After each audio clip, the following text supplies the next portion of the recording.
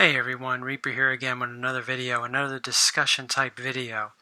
So the topic for today, or at least for this video in particular, because I'm going to be filming a couple videos, is what does it take to get the comic book that you really want?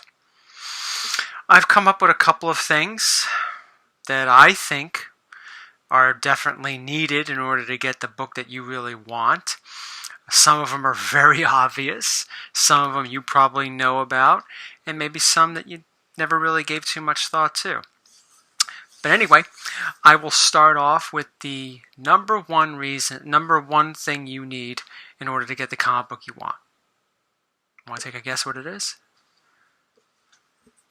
Money. That is so obvious. Of course you need money. But here's the thing about that. And, as I say this, a lot of people say, yeah, of course I knew that. I knew all this stuff. But you'd be surprised on how many people out there that are trying to get the books that they want, they really don't know. I mean, they know that it costs money, but they really don't know what it really takes sometimes to get the books that they really, really want. So let's say you really want a copy of Avengers 1. You're a big Avengers fan, you love the movies, you've been collecting for, it doesn't matter how long you've been collecting. You really would like to have a nice 4.0, 5.0 copy of Avengers 1.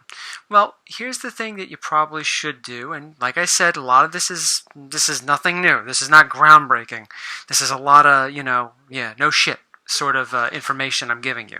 But it's definitely worth talking about, I think. You should really educate yourself on what these things go for, and the best way to do that, in my opinion, as I've said in other videos, is to check recently sold listings on eBay.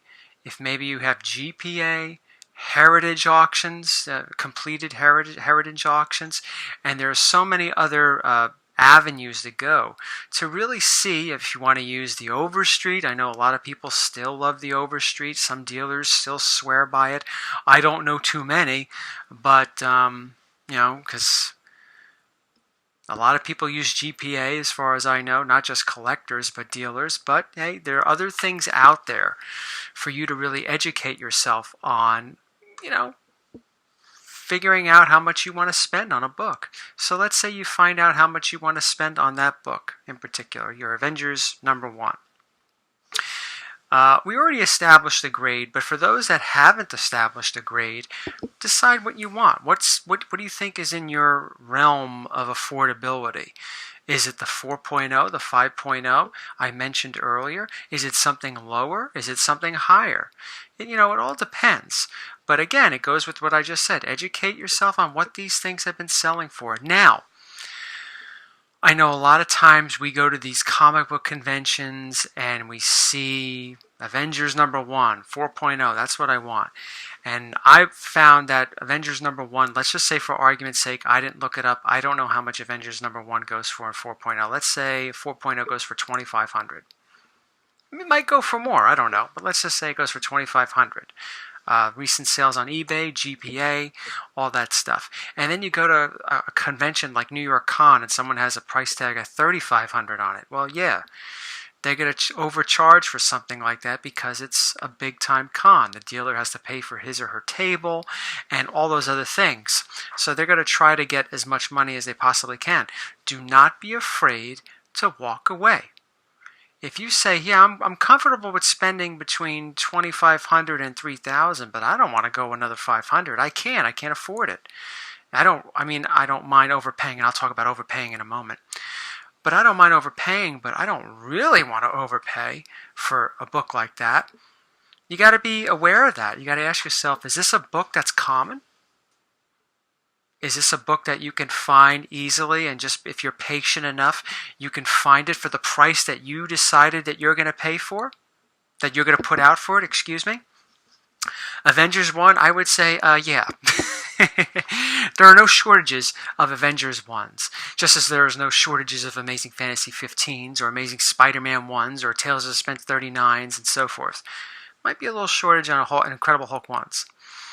But, But going in there with that knowledge might make you feel more comfortable, more empowered to make a strong offer on what you believe it's worth. Having the money in hand, paying cash always helps, not just forking out your credit card when you want to deal with dealers, because they might be willing to go down in price. They might have a price tag of $3,200. Say, will you take maybe 29 cash? They might say, yeah. Or they might say, how about 3? There's some room when you have the money. If you don't have the money, and if you're going in there trying to look for a mega deal, a lot of times the dealers probably are not going to work with you, or there will be somebody else that will snatch up the book that you want. So that's something you got to be aware of. But again, just don't be afraid to walk away from a book if the book is common. You don't necessarily have to go to a con to buy a book if it's out of your price range. So be aware of the money aspect, the financial aspect of it. Like I said earlier, a lot of people know that, but there are some little things that I think some people just don't think about. They put on the shelf when it comes to buying a book, when it comes to getting that book, that next book that you want, and so forth. And I think that sometimes people don't realize that, you got to educate yourself on how much the book is and all that stuff. But sometimes there are other things that you got to do. Have cash when you go to these cons. You might have to overspend. Is the book worth overspending on? Is it something that seems like it's going to be a flash in the pan? Oh, they just announced this character in a movie. Do you see any long-term things with this character that's going to keep that book valuable? Or can you wait for the movie to be over and then the price goes down so you don't have to save up as much, or you don't have to sell as much, or whatever it is that you do to get funds for your hobby? Now, I mentioned you might have to pay a premium on some things. Well, that goes again with what I was saying before. Is it a rare book? I'll give you a couple examples. I've shown this before many times, right? Sorry about the glare. Crime Patrol 15. Is this a rare book? Probably not. Is it a common book? Probably not. I mean, it's not something you see all the time, but if you're patient, you can see it. This was a book that I was willing to pay a premium on. Now, I didn't wind up paying a premium on it. I wound up actually getting a good deal on it. And it's not because I'm so slick with talking to people. That's not the case. It just so happened to work out that way. But that was a book I was willing to pay a premium on. But so was this. And I think I did pay a premium on this one. I think I paid about maybe $300, $350 more than what this goes for. And I'm fine with that because I really wanted this book. I really wanted the first appearance of the Vault Keeper. And it's also, again, what I was saying before, it's not a book that pops up too often. Sure, it pops up. Sure, you might see it every now and then. But, if I'm looking for War Against Crime 10 or Crime Patrol 15, I punch it in on eBay. I don't want to go to a con. I'm punching it in on eBay. Or I punch it in on Metropolis.com. But those two places have tons and tons of books. If I want Amazing Fantasy 15, I could see a couple pages of Amazing Fantasy 15 on eBay, and probably a lot of them on Metropolis too, in any grade I want. But if I type in Crime Patrol or War Against Crime, chances are you're not going to see them as much. On eBay, you might see a couple. On Metropolis.com or any other major comic book dealer, or even going at comic book shows, you're probably not going to see it that often. You might see 1 or 2 copies. And they may not be in the grade that you want, and they may certainly not be in the price that you want. So sometimes you got to ask yourself, well, do I want to pay a premium for this? Is it common enough where I could go and move on to the next person, or wait a little while longer and get what I want to pay for or better? Those are just some things when it comes to the money aspect of having the money that you really should ask yourself. All right? Do I want to pay a premium? Should I be paying a premium? And do I have enough? Okay? Another thing I wanted to add is avoid needless spending. I know that's hard for all of us. Like, as you can see behind me, I play video games. Now, I don't regularly buy a ton of video games, especially new games. I will buy maybe a couple new games. But, because they're $59.99, well, that takes away from my allowance for comic books. And so I don't do it often. I don't go out and buy new movies. Oh, Avengers Endgame's coming out.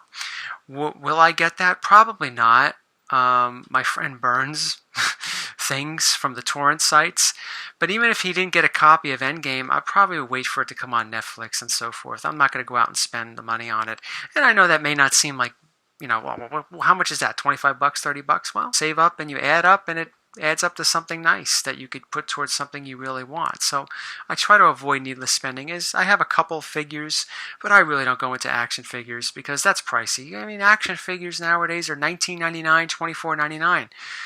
You buy like a whole set of 5. It's you're spending over $100. Do I really need to have action figures around here? Where the hell am I going to put all this shit?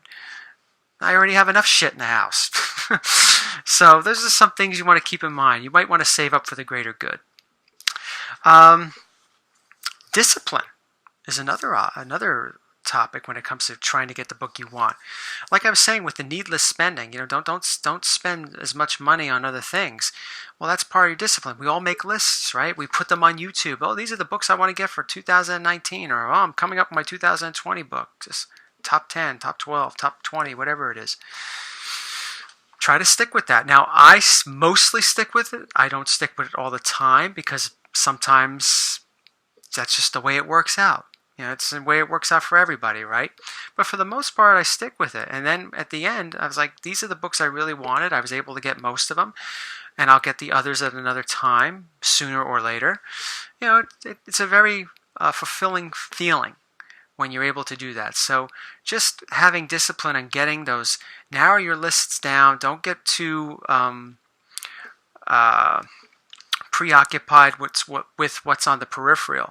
Try to narrow down, look down the road, keep a straight path, and it will lead you to the things that the comic book or comic books that you really want to get.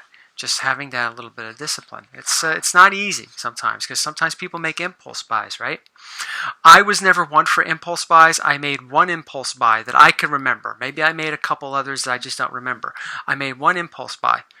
And that was Fantastic Four 48 a few years ago when I paid about $250 for it. And I was like, I don't know. And I think a year later I tried selling it, not because I disliked it, because maybe I said to myself, maybe I could get this again. Boy, I'm glad I didn't sell it back then. But that's a story of when an impulse buy turned out to be, something good. But a lot of times impulse buys are usually not good. But there are good impulse buys out there. But you might want to try to avoid a lot of those impulse buys. Try to discipline yourself. And the last thing I want to talk about is time. I do believe time is on your side when it comes to collecting some of these things. I know we all think it's not. And in some cases, there are cases when it isn't because a book gets so far out of reach. But think of it this way. If you're a young professional and, you see that your career is going to be taking leaps and bounds over the next decade and so forth, your pay increases, it's okay to wait for that specific copy, the copy that you want in the condition that you want. Because maybe in a few years' time, the book may have gone up a little bit. Maybe you can afford more, and it wouldn't be a big deal. That's one way to look at it. Also, sometimes with time, sometimes these books go down for whatever reason. Oh, I'd like to get the first appearance of, Dormammu. I think right before the Doctor Strange movie came out, that book was selling for a decent price. I don't want to say it was selling high because I really don't know. I wasn't looking for it then. But, after the movie sometimes, like with Mysterio, everyone was going crazy for Mysterio when Mysterio was announced. Just the way everyone's going crazy for the first female Thor, What If 10. I'm not saying that that's a bad thing. But sometimes, when you wait for the hype to go down, and it may take some time, a couple of years, discipline really comes into this too, right? But it may take a couple of years, and you may be able to find the book that you want, a copy that speaks to you, for a price that you're willing to pay. Maybe for a price that's below what you were willing to pay. It just sometimes takes a little bit of time. So those are just some things to think about, to consider when it comes to what does it take to get the comic book you want. I'm sure I left out a million different things, and there usually are a million different things that it takes to get something that you want, whether it's a comic book or whatever it is in life. But you can always share with me in the comments what it is that it takes for you. Maybe you agree with some of the things I said, maybe you don't, but it'd be interesting to hear. Again, I'd like to thank you all for watching, and take care.